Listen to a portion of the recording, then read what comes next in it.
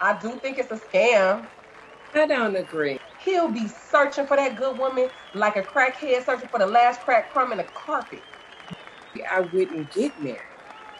I'm on a heated one today. Yeah.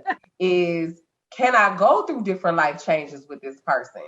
And if a person, all they see in me is a last name, they missing a whole lot of who I am. So if you're gonna tie, if you're gonna miss out on me based on I don't want your last name, you're gonna miss the fuck out. Well, how about this? If you don't want to change your last name for 6 months, well, how about you sign this prenup before we get married? So I can protect myself against getting praying mantis. And I'm gonna have you sign one too, because I ain't broke. Perfect. Like, So how about this? How about just do adoption? Because like I said, that marriage is a scam, y'all. It sounds like a fight already, you know? for real. For real. It does get nasty. That's why we have the bridezillas and stuff like that. Anytime that you start talking about those type of things, it can get a little sticky because you're talking about a lifetime worth of stuff. So, but yeah, adoption, healthcare directives, there are loopholes around not getting married, but there are also other things that are built into that institution that you just gonna miss out on. And if you want to, if those are not important for you and you have access to an amazing attorney to hook you up and do things that need to be done, do it by all means. Get a health directive, get a life insurance policy, because if you care about somebody, if I left this earth, I wouldn't want my person that I'm so in love with to be broke and sad. You know what I mean? Like, I'm gonna kick that a couple of dollars. That's noble. Go to Tahiti, find a new wife. And is that part of premarital counseling, is sitting down, working out some of the legal documents, the advanced directives, what your wishes would be? Because, marriage is till death do you part. So that is a reality eventually you could face if the marriage lasts that long. I think that'd be part of some premarital counseling and saying, hey, here's my final wishes. I want a proper burial.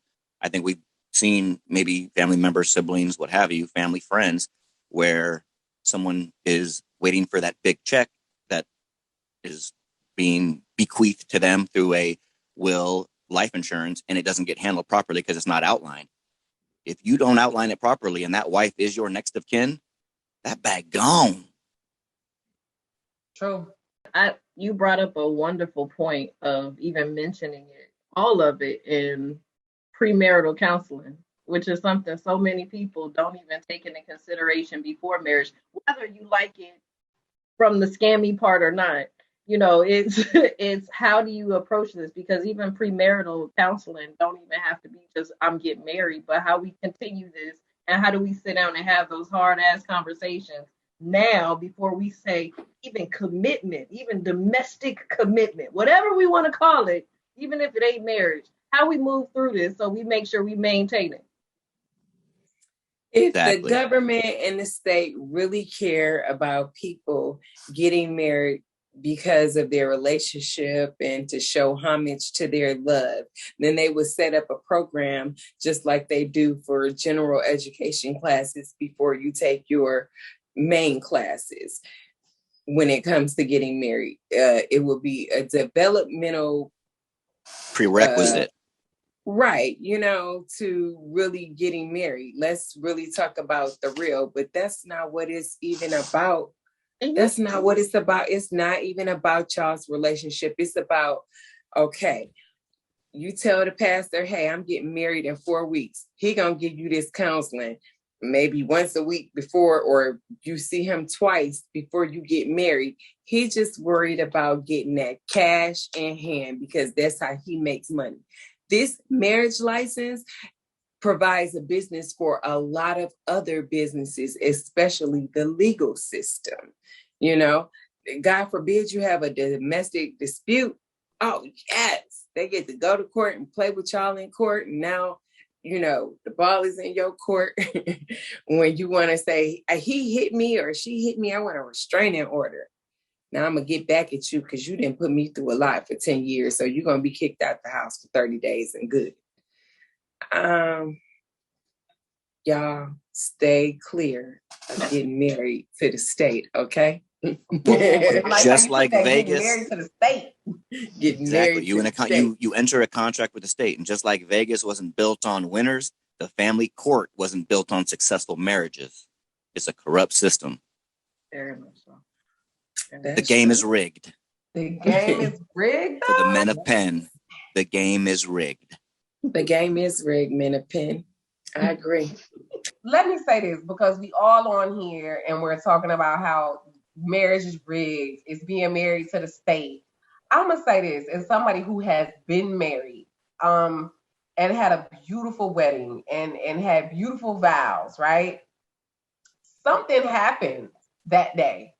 The spirituality of that union and those vows, I'm not trying to be funny, but there's something sprinkled over that. You know what I'm saying? Like there was something that solidified the relationship that I had. Now the divorce unsolidified it, but it did do something spiritual in nature that I do feel that it was, it was a thing.